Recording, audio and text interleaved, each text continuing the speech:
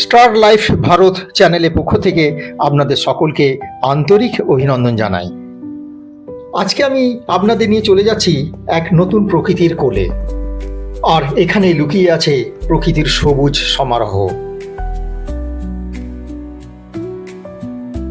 নমস্কার, আজ আমি মোহন পাল নতুন একটি দিকের উপস্থাপনা করতে চলেছে।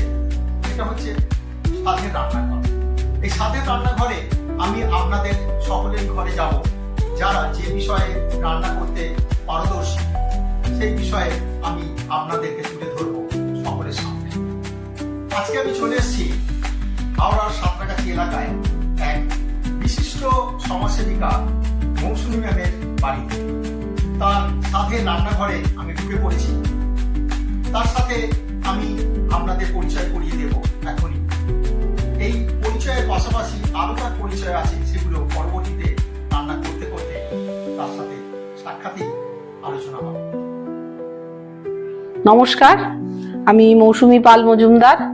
আজকে আমি আপনাদের সামনে নিয়ে এসেছি একটা স্বাদের বিট বাটা রেসিপি। আশা করি অনেকেই বিটের তরকারি খেয়েছেন, নানান রকম সবজি দিয়ে নানান রকম ভাবে সেটাকে বানিয়ে। বাট আমার এই বিট বাটাটা হয়তো একটু আলাদা ধরনের। এই বিট বাটাটা এই কারণেই বিশেষ করে একটু আলাদা ধরনের, বেশ মুখরোচক করতে চাই, যেটা করলে শরীরটাও ভালো থাকবে, স্বাস্থ্যকর। অবশ্যই এই রান্নাটা স্বাস্থ্যকর হবে এবং খেতেও খুব সুস্বাদু হবে। তো প্রথমেই বিটগুলো যেটুকুনি লাগবে সেটাকে আমরা বিটের চোকলাটাকে ছাড়িয়ে ধুয়ে রাখবো। এই সুস্বাদু রেসিপিটি দেখতে দেখতে প্রথমেই এই চ্যানেলটিকে সাবস্ক্রাইব করুন, লাইক করুন, কমেন্ট করুন, আর বেল আইকনে অবশ্যই চাপ দেবেন, যাতে যখনই আমরা কোনো ভিডিও আপলোড করব সঙ্গে সঙ্গে আপনাদের কাছে আগে খবর যাবে। আর আপনাদের কোনো নতুন রেসিপি জানা থাকলে আমাদেরকে অবশ্যই হোয়াটসঅ্যাপ করুন এই নাম্বারে। আমাদের টিম আপনার বাড়ি পৌঁছে যাবে এবং আপনার এই সুন্দর রেসিপিটা এই চ্যানেলে উপস্থাপন করা হবে। আজকে আমি তিনটে এইরকম সাইজের তিনটে বিট নিয়েছি, মোটামুটি 500 গ্রাম ওজনের।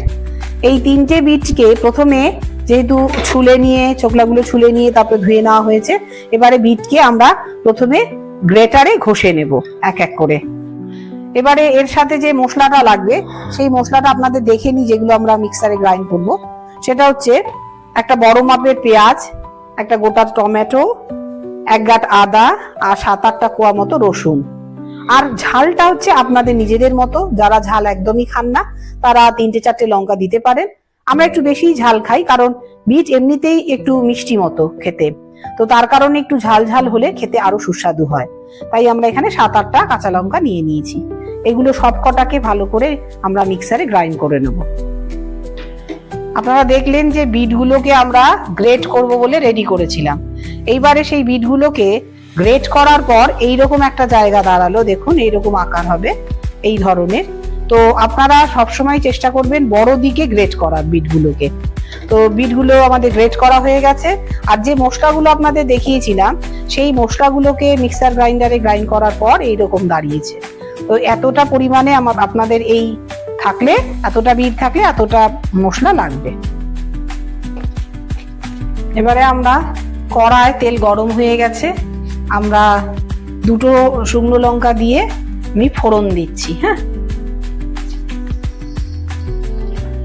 এবং তার সাথে অবশ্যই কালো জিরে দিতে হবে। কতটা পরিমাণ কালো জিরে দিতে হবে একটু দেখাবেন এদিকে ক্যামেরায়?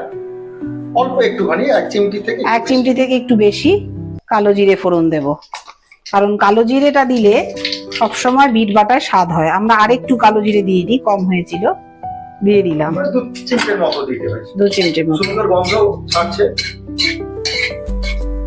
কারণ এটা বিট ভাজা হচ্ছে, বিটটাকে একটু ভেজে নিতে হবে।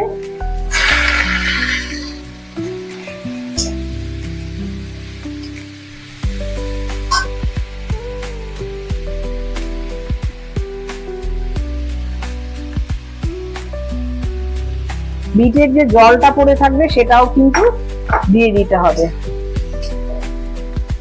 একটু নাড়িয়ে নাড়িয়ে, আমরা এখন নুনও দেব না, হলুদও দেব না, কিছুই দেব না। এবার 2 মিনিট ভেজে নেওয়ার পর আমরা পরিমাণ মতো নুন দিয়ে দেব। যে যেমন নুন খান আপনারা, কারণ নুনটা কম হলে আবার স্বাদটাও ঠিক হবে না। তো আমরা নুন দিয়ে একটু নাড়িয়ে নেব। এবারে হলুদ দেব, ঠিক 1 মিনিট একটু নুনটা হয়ে যাক, মিশে যাক, তারপর আমরা হলুদ দেব। এবারে 1 মিনিট নুন দিয়ে আবার নাড়ানোর পরে, নাড়িয়ে নেওয়ার পরে আমরা একটু হলুদ দিয়ে দেবো। হলুদটা খুব অল্প, হলুদ বেশি লাগে না। হলুদ দিয়ে আবার একটু নাড়িয়ে নেব 1 মিনিটের মতো। বেশ ভালো গন্ধ ছেড়েছে, গন্ধটা আরেকটু ভালো করতে হবে এবং আমাদের মেন লক্ষ্য হচ্ছে জলটাকে টেনে নেওয়া। এই জলটা থাকলে আমাদের মশলা কষার সময় একটু অসুবিধা হবে। এতে তো মনে হয় বিটটা একটু সেদ্ধ হয়ে গেল। হ্যাঁ, এতে বেশ ভালো রকম সেদ্ধ হয়ে যায়, যার কারণে এই ভাজতেই আমাদের বিটটা সেদ্ধ হয়ে যায়। মশলা কষার পরে মশলাটাকে ঠিক মতো কষে নিলেই তারপরে এটা ঢেলে দিলেই আমাদের রান্নাটা খুব একটা বেশি সময় লাগে না। আমরা দেখছি জলটা পুরোটাই টেনে আসছে। এবারে দেখুন 2-3 মিনিট মতো আমরা এটাকে নাড়াতে নাড়াতে নাড়াতে দেখুন জলটা টেনে নিয়েছে।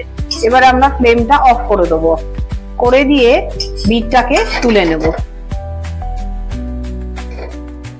সেই মিডিয়াম আঁচেই আমরা এবার কড়াটা একটু গরম হলে সর্ষের তেল দেব, কারণ সর্ষের তেলে মশলা কষলে ভালো টেস্ট হয়।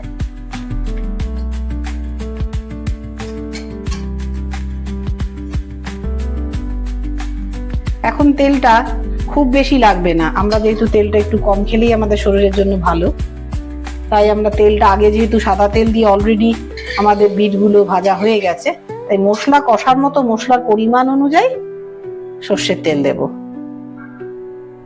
ফ্লেমটা অল্পই রয়েছে, অল্প ফ্লেমে হবে। এতে কি দেয়া হবে? আর কিছু না, আর কোনো ফোড়ন নয়, ডিরেক্ট মানে আমরা ডাইরেক্ট সোজা দেব মশলা। যে মশলাটা আমরা বেটে রেখেছিলাম সেই মশলাটা দিয়ে কষে নেব। কোনো ফোড়ন এখানে আর দিতে হবে না।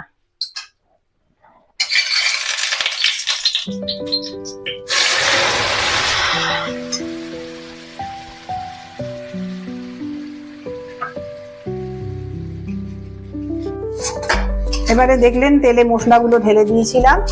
এবারে 1 মিনিট নাড়ানোর পর মিডিয়াম আছে আমরা হলুদ দিয়ে দেব, হলুদ আর লঙ্কা। আমরা হলুদ দিলাম। এবারে লঙ্কাটা আমরা যেমন কাঁচা লঙ্কা অনেকগুলো দিয়েছিলাম, তাই শুকনো লঙ্কাটা খুব বেশি লাগবে না, ওই 8 চামচের একটু বেশি। যে যেরকম ঝাল খান, আপনারা যদি ঝাল না খান তাহলে আর লঙ্কা গুঁড়ো দেওয়ার দরকার নেই। দিয়ে একটু নাড়িয়ে নেবো আবার। আর নুন আমাদের দিতে হবে অবশ্যই। এবারে দেখুন মশলাটা কষতে কষতে একটু তেল ছাড়া মতো হয়েছে, একটু তেল ছাড়ছে। ঠিক সেই সময় বিটগুলো 3 মিনিটের মতো মশলাটা একটু কষাবে। হ্যাঁ, কষতে কষতে দেখবেন তেল ছাড়ছে। সেই সময়টা করে তেল ছেড়ে গেছে, আমরা যে বিটটা ভেজে রেখেছিলাম সেই বিটটা পুরোটা দিয়ে দেবো এতে।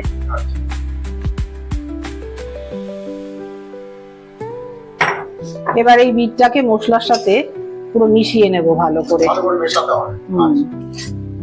আমাদের বিটটা কিন্তু অলরেডি সেদ্ধ হয়ে গেছে যখন আমরা ভাজছিলাম।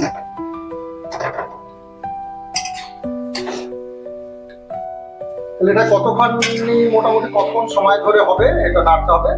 এটা যতক্ষণ না একদম মানে কি বলবো, এই মিহি হয়ে যায় নাকি?